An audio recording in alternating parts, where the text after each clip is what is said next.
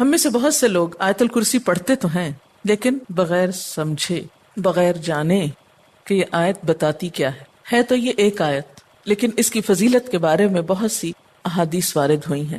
ترمذی کی ایک روایت ہے حضرت ابو ہریرہ رضی اللہ تعالی عنہ سے کہ نبی صلی اللہ علیہ وسلم نے فرمایا کہ ہر چیز کا کوہان اور بلندی ہے، یعنی ہر چیز کی بلندی ہوتی ہے، اور قرآن حکیم کی بلندی سورۃ البقرہ ہے، اور اس میں آیت الکرسی تمام آیتوں کی سردار ہے۔ یعنی ہر چیز کی ایک بلندی ہوتی ہے۔ قرآن کی بلندی کس میں ہے؟ سورۃ البقرہ میں، اور سورۃ البقرہ میں ایک آیت ہے جو تمام آیتوں کی سردار ہے، اور وہ کون سی آیت ہے؟ آیت الکرسی۔ حضرت ابی ابن کعب سے روایت ہے کہ نبی صلی اللہ علیہ وسلم نے فرمایا، اے ابو المنذر، اللہ کی کتاب میں تمہارے پاس سب سے افضل آیت کون سی ہے؟ عرض کیا، اللہ اور اس کا رسول خوب جانتا ہے۔ آپ نے فرمایا، اے ابو المنذر، اللہ کی کتاب کی آیات میں کون سی آیت تمہارے پاس سب سے بڑی ہے؟ انہوں نے عرض کیا، اللہ لا الہ الا هو الحی القیوم۔ تو آپ صلی اللہ علیہ وسلم نے میرے سینے پر ہاتھ مارا اور فرمایا، ابو المنذر، تمہیں تمہارا علم مبارک ہو، یعنی واقعی یہ آیت سب سے بڑی آیت ہے۔ اس کے بارے میں آتا ہے، جو شخص ہر فرض نماز کے بعد آیت الکرسی پڑھ لے، اسے جنت میں جانے سے کوئی چیز نہیں روکے گی سوائے موت کے۔ اسے ابن مردویہ نے روایت کیا ہے۔ اللہ تعالیٰ نے حضرت موسیٰ بن عمران کی طرف وحی کی کہ ہر فرض نماز کے بعد آیت الکرسی پڑھ لیا کرو۔ جو شخص یہ کرے گا، میں اسے شکر گزار دل، ذکر کرنے والی زبان دوں گا۔ اس پر ہمیشگی صرف نبیوں سے ہوتی ہے، یا صدیقوں سے، یا اس بندے سے جس کا دل میں نے ایمان کے لیے آزما لیا ہو، یا اسے اپنی راہ میں شہید کرنا چاہتا ہوں۔ یعنی اس آیت کی پابندی ہر فرض نماز کے بعد اللہ کے خاص بندوں سے ہی ہوتی ہے۔ بس اپنے آپ کو چیک کر لیں کہ آپ ان میں شامل ہیں کہ نہیں۔ کیونکہ ہم نماز میں کچھ سوچتے رہتے ہیں، جو ہی سلام پھیرتے ہیں پھر بغیر کچھ سوچے سمجھے جو سوچ رہے ہوتے ہیں اس کو بیان کرنے لگتے ہیں، اور یہ بھول جاتے ہیں کہ یہ وقت آیت الکرسی پڑھنے کا ہے۔ لیکن جب انسان کا دل اللہ کی طرف مائل ہو جاتا ہے تو پھر نہیں بھولتا۔ نبی صلی اللہ علیہ وسلم نے یہ بھی فرمایا کہ جس گھر میں آیت الکرسی پڑھی جائے اس گھر سے شیطان نکل جاتا ہے۔ اس کے بارے میں ایک روایت ہے جو بخاری کی ہے، صحیح حدیث ہے۔ حضرت ابو ہریرہ رضی اللہ تعالی عنہ کہتے ہیں کہ آپ صلی اللہ علیہ وسلم نے مجھے صدقہ فطر کی حفاظت پر مقرر کیا۔ فطرانہ جمع ہو رہا تھا اور آپ نے اس کی حفاظت کے لیے ان کو ایک طرح سے چوکیداری دی۔ کوئی شخص آیا اور غلہ چوری کرنے لگا، میں نے اسے پکڑ لیا اور کہا، میں تجھے رسول اللہ صلی اللہ علیہ وسلم کے پاس لے جاؤں گا۔ وہ کہنے لگا، میں محتاج ہوں، عیالدار ہوں، سخت تکلیف میں ہوں۔ چنانچہ میں نے اسے چھوڑ دیا۔ جب صبح ہوئی تو آپ نے مجھ سے پوچھا، ابو ہریرہ، آج رات تمہارے قیدی نے کیا کہا تھا؟ میں نے کہا، یا رسول اللہ صلی اللہ علیہ وسلم، اس نے محتاجی اور عیالداری کا شکوہ کیا تھا۔ مجھے رحم آیا تو میں نے اسے چھوڑ دیا۔ آپ نے فرمایا، دھیان رکھنا، وہ جھوٹا ہے، وہ پھر تمہارے پاس آئے گا۔ چنانچہ اگلی رات وہ پھر آیا اور غلہ اٹھانے لگا۔ میں نے اسے پکڑ لیا اور کہا، آج تو ضرور میں تمہیں نبی صلی اللہ علیہ وسلم کے پاس لے جاؤں گا۔ وہ کہنے لگا، مجھے چھوڑ دو، میں محتاج ہوں، عیالدار ہوں، آئندہ نہیں آؤں گا۔ مجھے پھر رحم آ گیا اور میں نے اسے چھوڑ دیا۔ صبح ہوئی تو آپ صلی اللہ علیہ وسلم نے مجھ سے پوچھا، ابو ہریرہ، تمہارے قیدی نے کیا کیا؟ میں نے کہا، یا رسول اللہ صلی اللہ علیہ وسلم، اس نے سخت محتاجی اور عیالداری کا شکوہ کیا، مجھے رحم آ گیا تو میں نے اسے چھوڑ دیا۔ آپ نے فرمایا، دھیان رکھنا، وہ جھوٹا ہے، وہ پھر آئے گا۔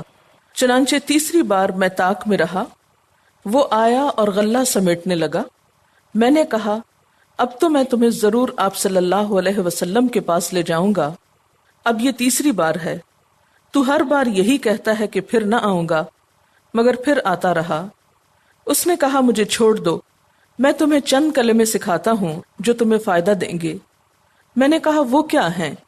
کہنے لگا، جب تو سونے لگے تو آیت الکرسی پڑھ لیا کر، اللہ کی طرف سے ایک فرشتہ تیرا نگہبان ہوگا اور صبح تک شیطان تیرے پاس نہ آئے گا۔ صبح ہوئی تو آپ صلی اللہ علیہ وسلم نے مجھ سے پوچھا، تیرے قیدی نے آج رات کیا کیا؟